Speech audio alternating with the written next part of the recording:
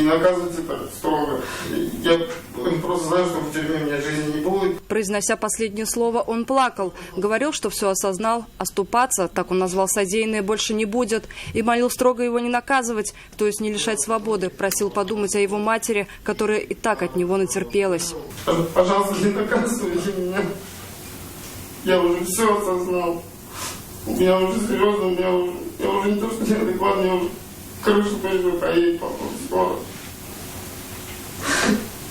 Следователи доказали, в мае минувшего года в селе Абдрахманово Альметьевского района 31-летний Марат Гараев пытался заживо сжечь двух своих собутыльников. Во время распития спиртного между приятелями вспыхнула ссора. Товарищи выпроводили Гараева на улицу, сами легли спать. Когда проснулись, дом полыхал открытым пламенем. Гость выскочил через окно, хозяин дома побежал в другую сторону, вероятно, что к двери. Но она была заблокирована снаружи, ее подперли доской. Сильно обгоревшее тело мужчины потом нашли на пепелище, опознали его только после генетической экспертизы. Дознаватели выяснили, причина пожара – поджог, а следователи установили причастность к нему Марата Гараева. Потом экспертизу сдали мы, а отец и я. После этого только было известно, что это мой брат.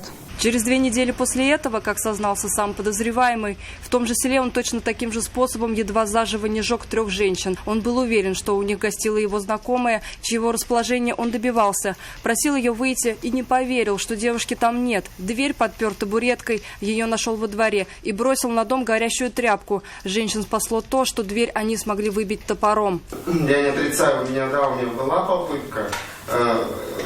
То, что я был сотворил, то есть поджог. Но то, что там люди находились, я в реальности этого вообще не знал. Обида и желание отомстить обернулись до мужчины сразу 2 уголовными статьями. Ему предъявили обвинения в покушении на убийстве и в убийстве. И это несмотря на то, что, по его словам, он смерти никому не желал. Суд признал Марата Гараева виновным и приговорил его к 18 годам лишения свободы в колонии строгого режима с последующим ограничением свободы на 1,5 года.